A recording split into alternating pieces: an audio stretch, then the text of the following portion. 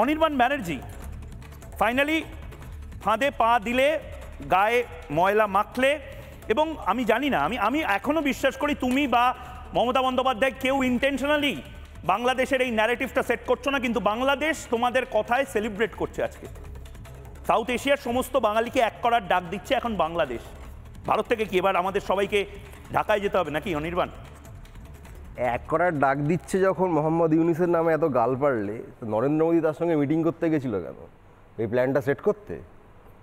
সেটা তাকে বলতে হবে। কার্যকারণ যত বলবে তত এক্সপোজড হবে। বলো, কার্যকারণ সম্পর্ক আছে তো। যদি এটা প্ল্যান হয়ে থাকে, নরেন্দ্র মোদী তার সঙ্গে দেখা করতে গেছিল কেন এই প্ল্যানটা করতে? আর প্রথমে যে 3টে ভিডিও দেখালে, যেটা বাংলায় কথা বলছি ইত্যাদি বলে এত কিছু বললে, এটা কি বললে একটু বলো তো, মানেগুলো বলো। আমি ওয়েট করছি, বলো।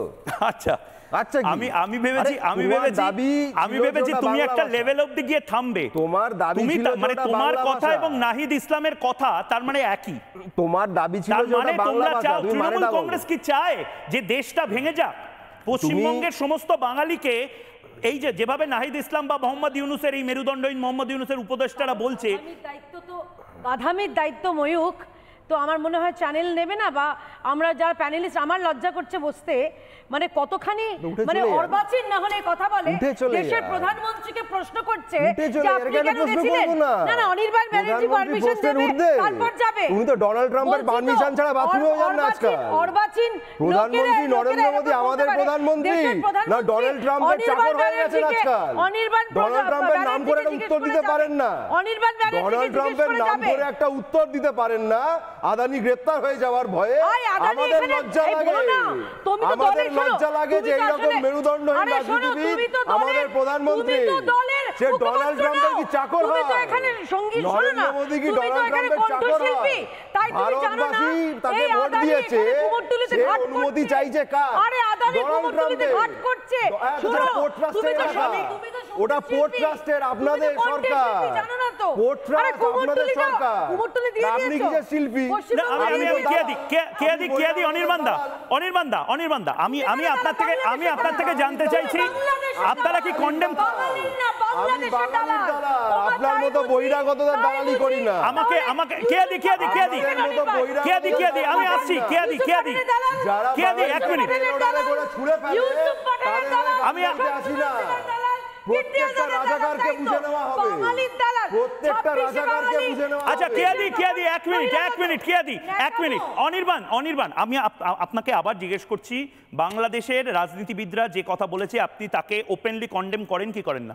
বাংলাদেশের যে রাজনীতিবিদ নিয়ে তোমার এত মাথা ব্যথা, বাংলাদেশের রাজনীতিবিদরা বলছে সমস্ত বাঙালিকে এক হতে, তার মানে তৃণমূল কংগ্রেস বা তোমরা কি চাও অখণ্ড বাংলার যে স্বপ্ন এই বাংলাদেশি মেরুদণ্ডহীন প্রাণীগুলো দেখে, সেটাকে তোমরা সফল করতে চাও? সঙ্গে ভারতের নেতা তোমরা চাও কি চাও না? তোমরা চাও কি চাও না? তাদের সঙ্গে ভারতের নেতা। আচ্ছা জসিমউদ্দিন রহমানি, তোমরা জসিমউদ্দিন রহমানকে নিশ্চয়ই চেনো। ভারতের ডিপ্লোম্যাটরা কেন মিটিং করেছিল? জসিমউদ্দিন রহমানি আনসারুল্লাহ বাংলার প্রধান মমতা বন্দ্যোপাধ্যায়কে ওপেন ইনভিটেশন দিয়েছেন। কতজন এর জন্য মিছিল করেছে? তোমরা করেছো? আমি জসিমউদ্দিন রহমানের বাইকটা আবার শোনাবো, যেখানে ওপেন জসিমউদ্দিন রহমানই বলছে মমতা বন্দ্যোপাধ্যায় মোদীকে লাথি মেরে আপনারা বাঙালিরা চলে আসুন বাংলাদেশের সাথে। কি ভয়ঙ্কর প্ল্যান, যার অংশ তৃণমূল কংগ্রেস ওপেনলি হচ্ছে বাঙালি অবাঙালি এই সমস্ত কিছুর বিভাজন করে। দেখুন, আমরা পশ্চিমবঙ্গের মমতা ব্যানার্জিকে বলবো, আপনি বাংলাকে মোদীর রাজত্বের থেকে মুক্ত করে স্বাধীনতা ঘোষণা করুন। আমরা পশ্চিমবঙ্গের মমতা ব্যানার্জিকে বলবো, আপনি বাংলাকে মোদীর রাজত্বের থেকে মুক্ত করে স্বাধীনতা ঘোষণা করুন। নানা ধরনের কন্টেন্ট দেখার জন্য লাইক করুন, শেয়ার করুন আমাদের ফেসবুক পেজ, সাবস্ক্রাইব করুন আমাদের ইউটিউব চ্যানেল। পাশাপাশি অন্যান্য ব্রেকিং নিউজের জন্য অবশ্যই চোখ রাখুন রিপাবলিক বাংলায়।